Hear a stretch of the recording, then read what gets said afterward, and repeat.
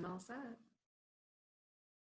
Hi, everybody. Jessica Burrell here. I'm here for episode number 10, lucky number 10 of Everyday Inspiring Women. And I am with my friend, Jen Mayhew. I am so excited that you're here, Jen. Thank you. We finally made it happen. It's so good. Couple hiccups. Yeah, it happens when we're busy, right? We have stuff to do. Yeah. That word. Pardon? That word busy, right? I know. I say it and I immediately catch myself. As soon as it came out of my mouth, I'm like, damn it, we're full. We got things. You're right. Nice catch. Thank you. It's funny. I wasn't criticizing, but I use it all the time and I'm just like, I don't want to use that. Yes, and it flies out and then I'm like, oh, yeah. Okay. So we're on the same page with that. So I just want to do quickly. So Jen and I live in the same little town just outside of Windsor in Ontario in Amherstburg.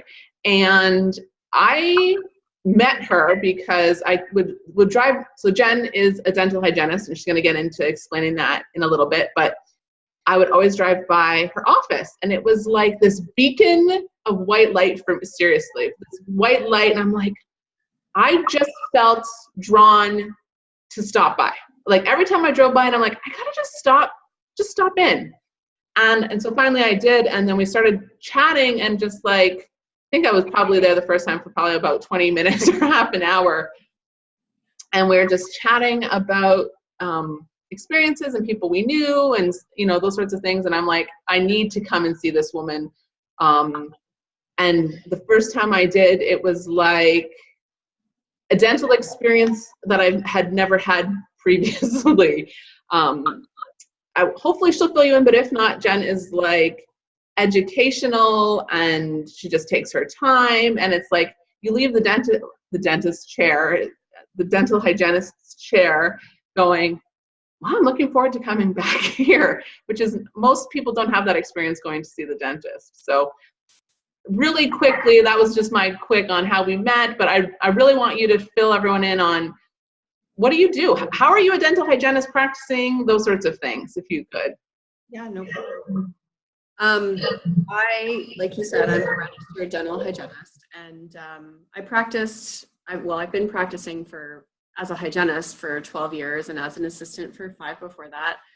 And I've always worked in conventional dentistry until the past 2-3 years. The legislation changed in 2007, and what that did is it allowed hygienists to practice outside of a traditional dental practice. So that means that we don't need to be in a dental office. We can go to long-term care facilities. We can go to the hospital. We can go to a client's home if they need it, and we can open a standalone dental hygiene practice. And what it is that we do as a hygienist is everything that we do promotes health and prevents disease. And in a conventional office, that's become just a cleaning, right? So prevention is what we're supposed to do. We're supposed to do an assessment of the client's mind, body, spirit, and then design a plan to help promote them with their desires, their preferences, and their goals in mind. And of course, optimal health. And I've always been really natural health focused. So incorporating that and providing natural products and treatments and relaxation. So I kind of term it as natural dental care and comfort, and it's also prevention focused. So if we're clicking, you're not going to be experiencing dental disease or inflammation, and you're going to be comfortable in receiving your care, and then you choose what it is that you go forward with. And specifically, like I tend to serve young families and children because I want to help them never experience a problem and don't develop that trauma that so many, people our age have had in dentistry. And it's, tooth decay is ridiculously rampant, and being able to help prevent that for people is really, but truthfully, I never ever wanted to practice independently because of all the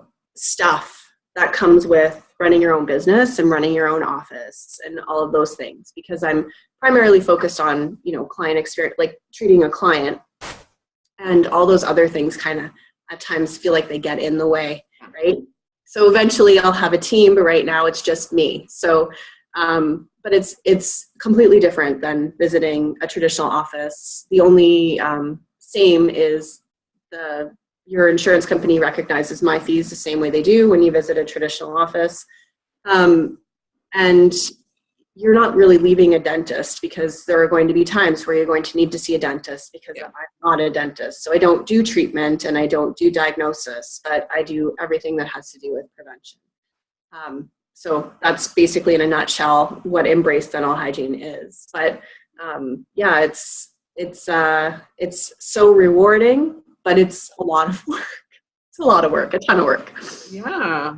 So tell me more about yourself. So love that you're in Amherstburg and you're just doing all this education and prevention and working with families. It's incredible. But I love, how did you get to Amherstburg? Like, are you always from city? Like, tell me a bit about yourself that way. That's such a hard question to answer.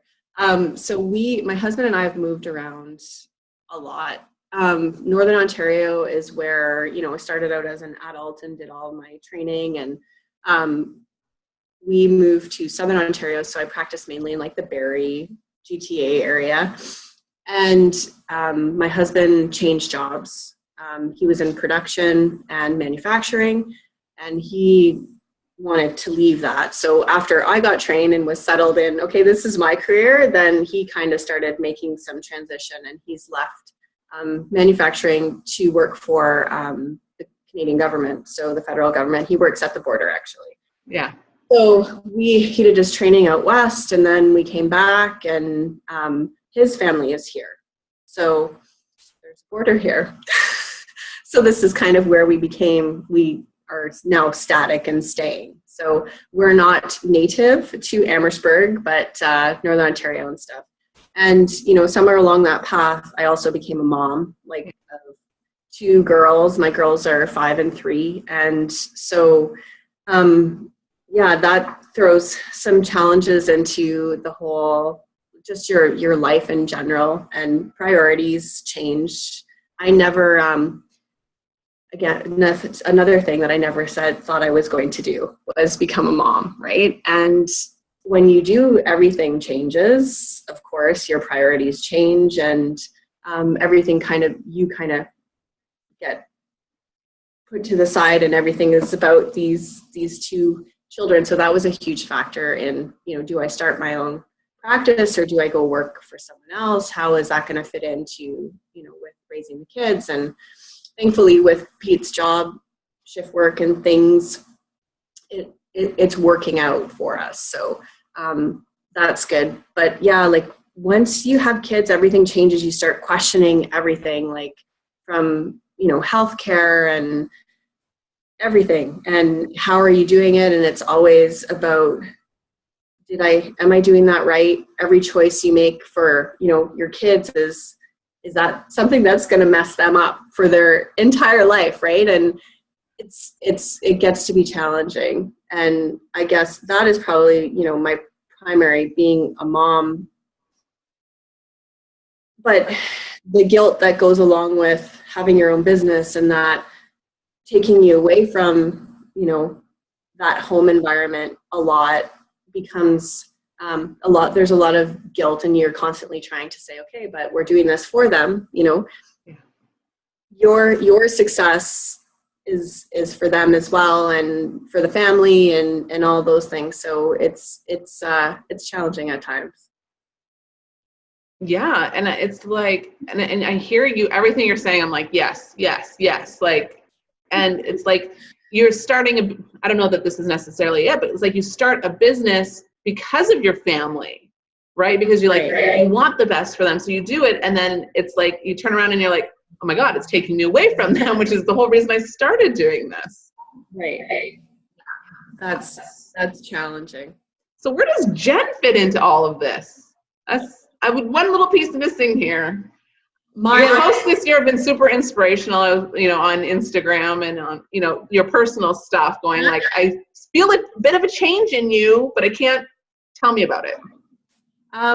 Like in terms of focusing on self-care, like if you don't take a part out of every single day, every single hour to kind of reflect and go, okay, now I need to do something for me, because it just pulls at you. Everything is pulling at you. So you need some time to refocus and center. And I mean, this year I have not been as committed as I normally am to my own self-care, like usually physical activity and like yoga and like there's lots of de-stressing.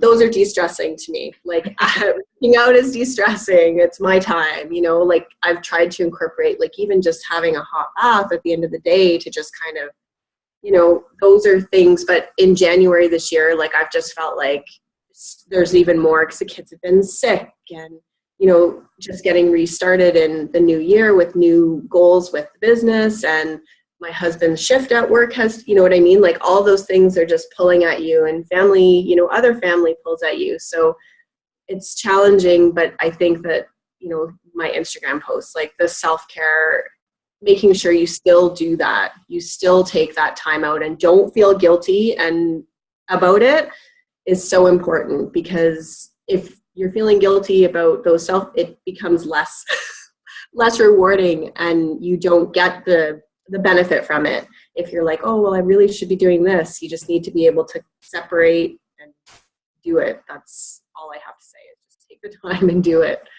Totally, yeah, because you're sitting in the bath and you can't even enjoy the bath because you're thinking, I should. You're shitting all over yourself, as some people say, right? Oh, mom guilt. Right? So I've had a lot of these conversations with these women, and I find it so fascinating because like I've talked to so many awesome friends over the past 10 episodes, and they're all in different stages. So I've been seeing the ones where their kids are older, they're in a very different mental space with that guilt piece versus like yourself, where you have smaller children. So it's like that the guilt almost sometimes feels thicker, going, they need me more, I need to be here more. So yes, you mentioned mentally going, okay, like talking yourself out of it. Do you have what else do you personally do to really remove that guilt from yourself because you know that you need this self-care? I think if I want to put myself in the position where I think of my kids when they're my age and when they have their own families, right?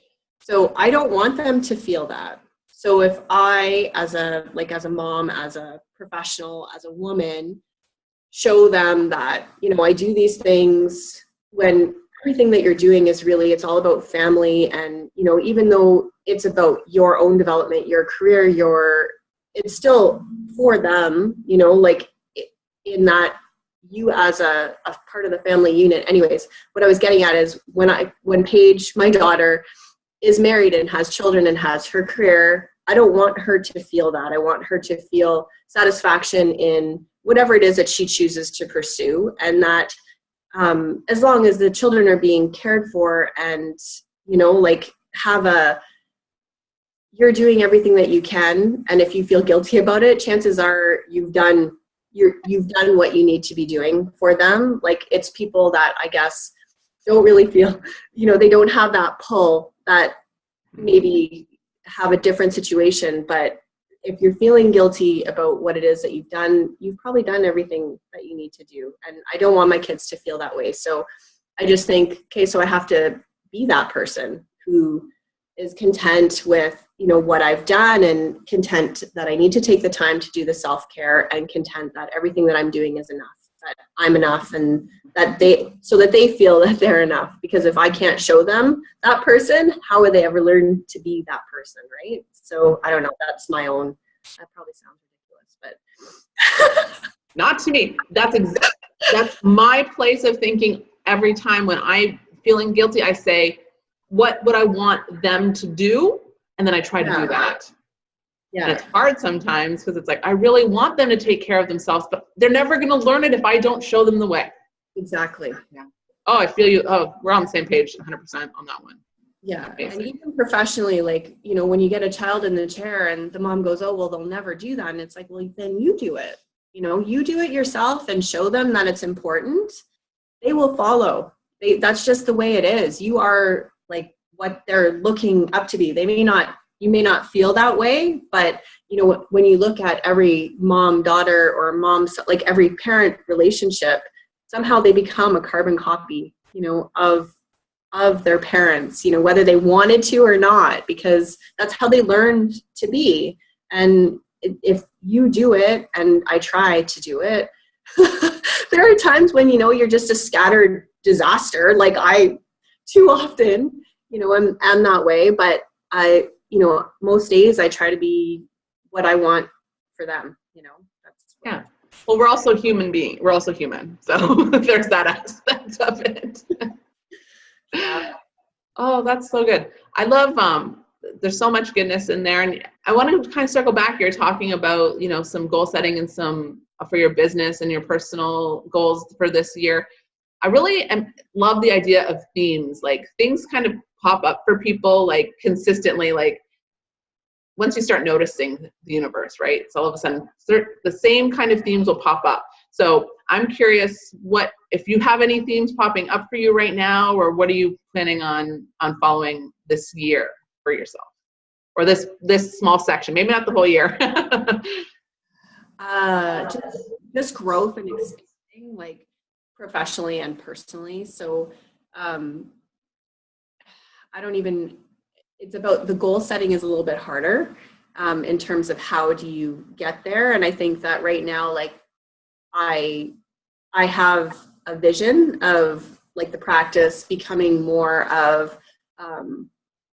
about natural, healthy personal care products, more of a retail space, like coming in, but that's secondary, like professionally and personally, just trying to take a step back, I guess, and more self-care, like more, instead of constantly running after the goals, trying to, you know, having a clear path on how to reach them. So just doing better goal setting. I don't know. No, that's good. Yeah. Goal setting is interesting, right? Because it's not just that tangible black and white goal on a piece of paper. It's how do you feel when you are getting there, and everything else has to kind of be in alignment to help you reach those goals, or it's not going to feel good when you get there sometimes, right? Yeah. Some things just were not aligned necessarily. I think that's really good. I can't wait to hear, to see how that goes for you this year. We'll be in touch for sure. I love the idea of your business growing like that too, because I think that's something that our community needs. Well, it's just people are waking up to the fact that not everything that's available on every store shelf, you know, you're buying it to care for yourself, but it's the benefit of it is lost in some of the chemicals that are contained within a lot of the products. So depending on where you are in terms of, you know, what you have on your shelves, like every woman has 5 to 10 personal care products that they use religiously, you know, whether not necessarily a brand, but just, you know, I have to have my lip balm, my body butter, my, you know, those 10 things. And sometimes finding one that fits like the healthy natural is difficult to do. But there's so many North American manufacturers that have so many cool, amazing products, and they're responsibly sourced. And, you know, anyways, sorry, getting off topic. Perfect. Yeah. Yeah. Agreed. And I think that's something that we really can start looking at ourselves to say, like, what are we putting not just in our bodies, but on them? And not everything's going to be perfect, but if we can start one little choice here and there, I think that's huge. For sure. So good. So I'm gonna wrap it up and let you. I know you're at work. I'm at work, and the snow is piling up outside, and I'm seeing less and less traffic going by, which is interesting.